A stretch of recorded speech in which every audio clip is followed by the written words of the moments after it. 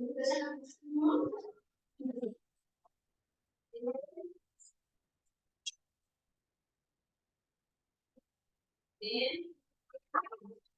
सभी पूर्वजों को मेरा सादर प्रणाम। ओम श्री गणेश देवताय नमः। ओम श्री कुल देवताय नमः। ओम श्री गुरु देवताय नमः। ओम सर्व श्री इष्ट देवताय नमः। शिव शरण दोस्तों, मैं हूँ कड़प्पा, आपके सामने फिर से हाजिर हूँ। मेरे धर्म कर्म चैनल में आपका स्वागत है दोस्तों। दोस्तों, दिन नक्षत्र तिथि योग और करण, इन 5 अंगों से बनता है पंचांग। और रोज संकल्प छोड़कर पूजा करने से, पंचांग बोलने या सुनने से नाना सिद्धियां आपको प्राप्त होने की संभावना है। क्योंकि तिथि हमें वैभव देती है, वार हमारी आयु बढ़ाता है, नक्षत्र हमारे सभी पापों को नष्ट करता है, योग हमें जुदाई से बचाता है, और करण हमारी सारी मनोकामनाएं पूरी करता है। लेकिन इसके लिए हमें शास्त्र शुद्ध स्वधर्म का पालन करना चाहिए, अंतःकरण शुद्ध करना चाहिए, वास्तु दोष अगर है तो उसे हमें नष्ट करना चाहिए। हमारा भक्ति मार्ग शास्त्रविद कर्मों से भरा होना चाहिए। आत्मा परमात्मा का मिलन हमारे जीवन का उद्देश्य होना चाहिए। इसके बाद ही हमें कोई सिद्धि प्राप्ति की आशा करनी चाहिए दोस्तों। दोस्तों, अब आपको पंचांग आज का सुनाने जा रहा हूँ। इसका उपयोग आप किसी भी धार्मिक कर्म कांड में आराम से कर सकते हैं।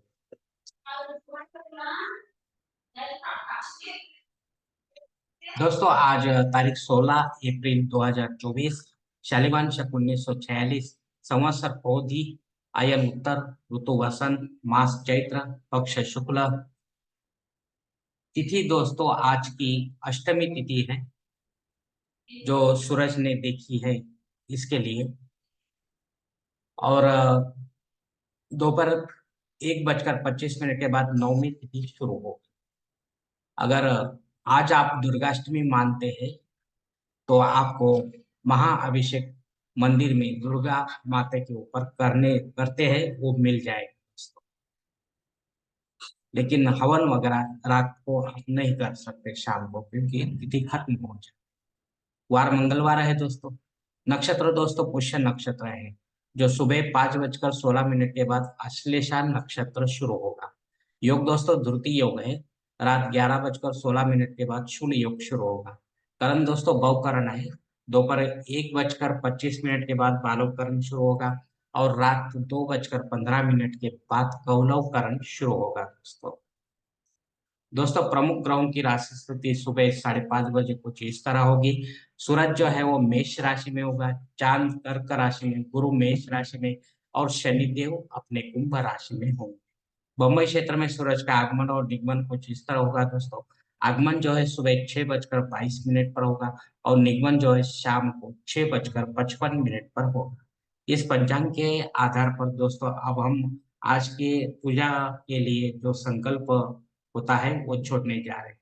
तब आप आपके दाहिने हाथ के हथेली पर थोड़ा सा जल, थोड़ा अक्षत, एक फूल या फूल की पंखुड़ी ले दोस्तों, और ये संकल्प बोलना शुरू कर दे दोस्तों।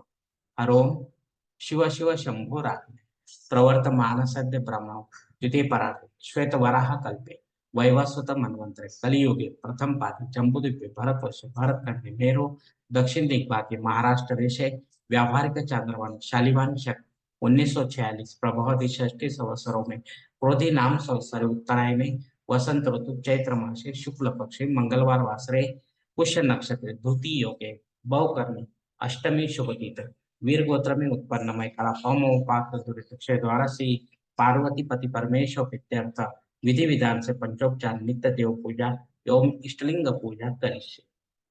दोस्तों, ये संकल्प यहीं पर खत्म हो चुका है। अब आपके दाहिने हाथ के हथेली पर जो संकल्प का पानी है वो सामने वाले थाली में छोड़ दो दोस्तों। ये संकल्प की काल मर्यादा दोपहर 1:25 तक है। इस समय के बाद भी अगर आपको कोई संकल्प छोड़ना है किसी धार्मिक विधि की संपन्नता के लिए, तो कृपा करके आप ऊपर के बदले हुए पंचांग का सहारा लेकर नया संकल्प तैयार करें, और उस संकल्प में आप करने जा रहे हैं जो धार्मिक सेवा, विशेष सेवा, उसका उल्लेख अवश्य करें। तब जाकर आपकी धार्मिक सेवा ये संबंधित देवताओं तक पहुंचेगी और उनका आशीर्वाद आप तक पहुंच जाएगा। आपका जीवन और भी सुखमय बन जाएगा। दोस्तों, अब मुहूर्त विभाग, इसमें धार्मिक विधि और उनके मुहूर्त का कुछ इस प्रकार दिए गए हैं। सगाई के लिए मुहूर्त दिया गया है तारीख 18, 20, 21, 22, 26, 28 मई, तारीख 1, 2 और 5। गोद भराई के लिए मुहूर्त दिया गया है तारीख 16, 22, 26, 28। नामकरण करने के लिए मुहूर्त दिया गया है तारीख 21, 26 मई, तारीख 1, 3, 5। मुंडन करने के लिए मुहूर्त दिया गया है तारीख 22 मई, तारीख 1, 2, 3। तो गृह प्रवेश के लिए मुहूर्त दिया गया है तारीख 21, 26, 28 मई, तारीख 1, 3 और 5। मुहूर्त के दूसरे भाग में देखेंगे दोस्तों, जनेऊ संस्कार के लिए मुहूर्त दिए गए हैं तारीख 26, 28, 29। शादी ब्याह के लिए मुहूर्त दिए गए हैं तारीख 18, 20, 21, 22, 26, 28 मई, तारीख 1 और 2। वास्तु शांति के लिए तथा भूमि पूजन या पाया भरण के लिए कोई मुहूर्त इस मास में नहीं है दोस्तों। दोस्तों, देव मूर्ति की प्राण प्रतिष्ठा अगर आपको करनी है किसी भी देवी देवताओं की, तो आप आराम से कर सकते हैं। इसके लिए आपको मुहूर्त दिया गया है तारीख 21, 26 मई, तारीख 1। लेकिन पंडित के माध्यम से करना है, घर पर करे या मंदिर में करे दोस्तों। देवकाल में आपको ये मूर्ति स्थापना करनी है, लेकिन उसके बाद आपको हर दिन उस पर जलाभिषेक, श्री सूक्त या पुरुष सूक्त आपको लेना होगा दोस्तों। तब जाकर वो मूर्ति में प्राण रहता है दोस्तों, और अविरत रहता है। लेकिन जब आप बंद कर देंगे या आपसे होगा नहीं अभिषेक, तो उस मूर्ति में कोई जान नहीं रहेगी, वो आपके आशीर्वाद देने के लायक नहीं रहेगी। दोस्तों, ऊपर दिए गए कुछ मुहूर्तों में समय की पाबंदी हो सकती है। किसी जानकार से जानकारी आप अपने लिए कोई मुख्य और योग्य मुहूर्त का चयन अपने जन्म कुंडली के अनुसार करें, ताकि आपको उस मुहूर्त में पूजा अर्चा में कोई अड़चन ना आए। अपने फायदे के लिए अगर कोई मुहूर्त नहीं रहेगा, तो पंडित के माध्यम से जबरन कोई नया मुहूर्त निर्माण ना करे, या गौण आपातकाल या संकट काल के मुहूर्तों का भी चयन ना करें। तभी आप सही मुहूर्त का आनंद उठा पाओगे, क्योंकि इसमें कुछ ना कुछ तो भी कमी होती है दोस्तों। इसके लिए आपके लिए ये पूरा मुहूर्त नहीं होता।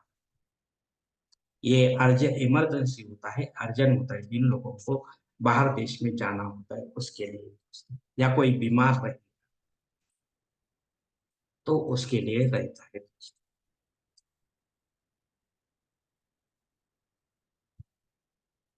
दोस्तों, पंचांग में दिए गए कुछ अन्य महत्वपूर्ण जो जानकारी है वो अब हम देखें। पंचांग शुद्धि दोस्तों अच्छा दिन है, कोई प्रॉब्लम नहीं। दिन विशेष दोस्तों दुर्गाष्टमी है।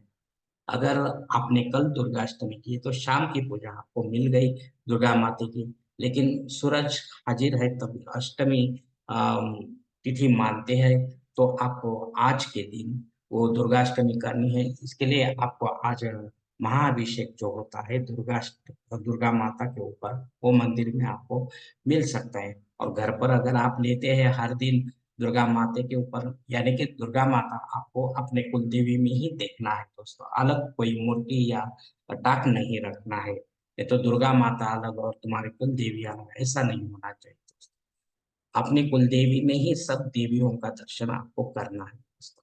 तो अभिषेक तो आप रोज लेते हैं, तो अगर लेते हैं तो आपको कहीं जाने की जरूरत नहीं है दोस्तों। रोज अभिषेक होता है। कल के दुर्गाष्टमी भी हो गया, आज के दुर्गाष्टमी भी हो गया दोस्तों। इसके लिए कोई डरने की बात नहीं है दोस्तों। लेकिन आज विशेष दिन जो है भवानी माता की उत्पत्ति का दिन है आज दोस्तों। अगर आप षोडोपचार पूजा कर सकते हो तो करो, नहीं तो मंदिर में जाकर षोडोपचार पूजा करो पंडित के माध्यम से, वो भी अच्छा है दोस्तों। दान धर्म करो, उपवास करो, आपको उसका फल अवश्य मिल जाएगा दोस्तों। नवमी श्राद्ध कर्म है। अगर आपके कोई पूर्वज आपको छोड़कर इस तिथि पर परलोक निकल गए हैं, तो उनके नाम से आपको पिंडदान युक्त ऐसा श्राद्ध कर्म करना चाहिए। घर पर करें या तीर्थ क्षेत्र में करें, लेकिन पंडित के माध्यम से अपराह्न काल में करना है। तब जाकर आपकी सेवा आपके पितरों तक पहुंचेगी, और आप उनका आशीर्वाद आप तक पहुंच जाएगा। आपका जीवन और भी सुखमय बन जाएगा दोस्तों। दोस्तों, अग्नि धरती पर दोपहर 1:25 तक हाजिर है। इसी समय तक आप नया, छोटा हो या बड़ा, लेकिन यत्न आप कर सकते हैं, नया शुरू कर सकते हैं। लेकिन शुरू करने से पहले वो आगे जाकर बंद न हो जाए, इसका भी आपको ख्याल रखना है दोस्तों, वरना आपको दोष लग सकता है। क्योंकि धार्मिक मार्ग में, भक्ति मार्ग में जो भी कदम हम उठाते हैं, वो पीछे नहीं हटाना चाहिए, नहीं तो नुकसान होता है। अग्नि धरती पर इसीलिए 13:25 तक खाली रहे। तो आपको जो करना है वो कर सकते हैं, और रेगुलर जो है वो जितने वो कभी भी आप कर सकते हैं। राहु काल दोस्तों दोपहर 3 बजे से लेकर 4:30 बजे तक है। इस काल में भी आपको कोई महत्वपूर्ण काम करना है तो कर सकते हैं, लेकिन उसमें कोई अड़चन या समस्या आती है तो वहीं पर रोको और कोई समय में इसे पूरा करने की कोशिश करो, हो सकता है वो आपको उसमें यश मिले, क्योंकि राहु का प्रभाव आपके लिए ठीक नहीं है, ऐसा समझकर आप और कोई समय में उसे पूरा करो। दोस्तों, संकल्प के साथ की गई जो पूजा होती है वो 100% और जल्द फलदायी होती है, क्योंकि हम ही होते हैं ऐसे धार्मिक कर्म कांडों के कर्ता कर्विता। हम ही होते हैं हमारे जीवन को बनाने और बिगाड़ने वाले। अगर आप मेरे विचारों से सहमत है तो कृपा करके मेरा धर्म कर्म चैनल सब्सक्राइब करो, लाइक करो, आपकी फैमिली और दोस्त परिवार के साथ शेयर करो, और कमेंट्स बॉक्स में आप अपना कमेंट जरूर दे दोस्तों। दोस्तों, मेरा अगला वीडियो आप तक पहुंचने के लिए बेल बटन को अवश्य दबाएं। धन्यवाद दोस्तों। हमारी अगली मुलाकात होने तक आप खुश रहे, आनंदित रहे और प्रसन्न रहे। हरिओम शिव शंभो मा।